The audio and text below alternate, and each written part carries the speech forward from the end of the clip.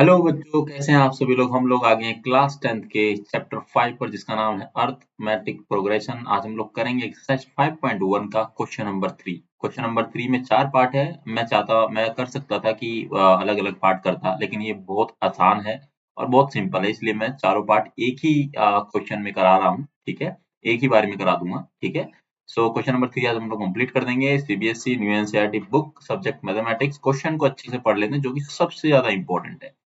For the following APs, ये हमें APs दी गई है। ठीक है, 4 एपीज दी गई है हमको। राइट द फर्स्ट टर्म, हमको फर्स्ट टर्म लिखना है एंड कॉमन डिफरेंस बताना है। ठीक है, मींस अगर हम बात करें तो यहाँ पर हमें फर्स्ट टर्म मतलब ए बताना है, और डी, इसको हम लोग डी बोलेंगे। कॉमन डिफरेंस मतलब डी, तो हमको ये बताना है। ठीक है, तो फर्स्ट पार्ट की हम लोग बात कर लेते हैं।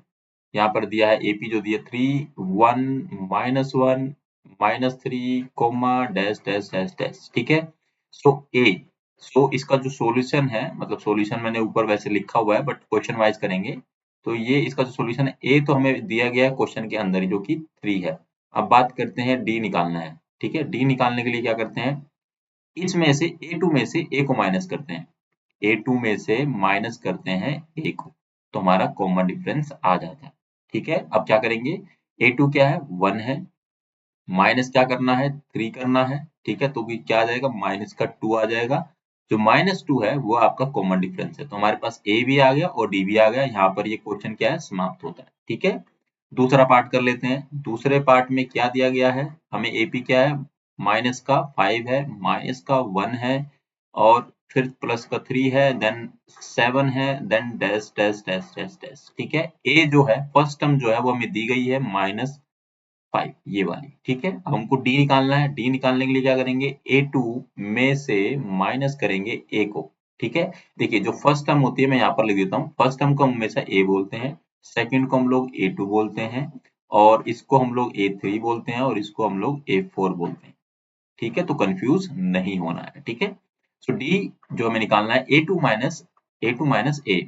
तो A2 कितना है बच्चों, A2 है आपका माइनस का 1, उसमें से माइनस करना है क्या, ए।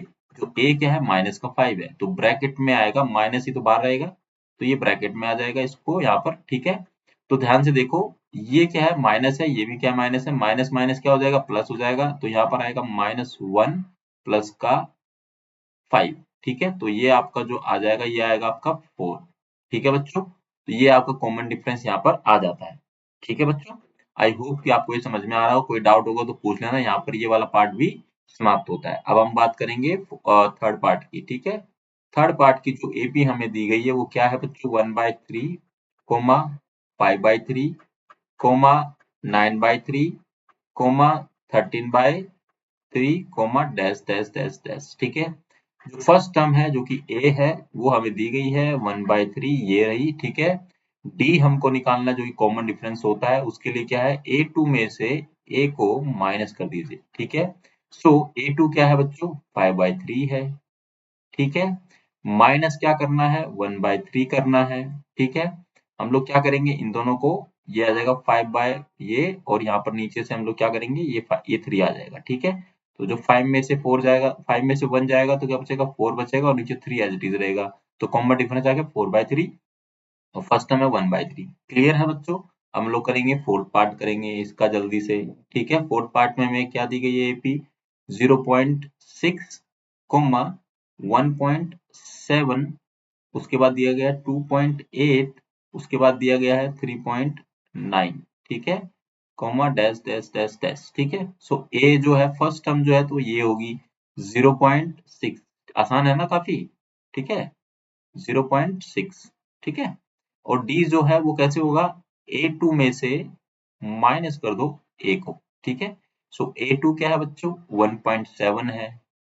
ठीक है, इसमें से माइनस क्या करना है, 0.6 को करना है, फर्स्ट टर्म को।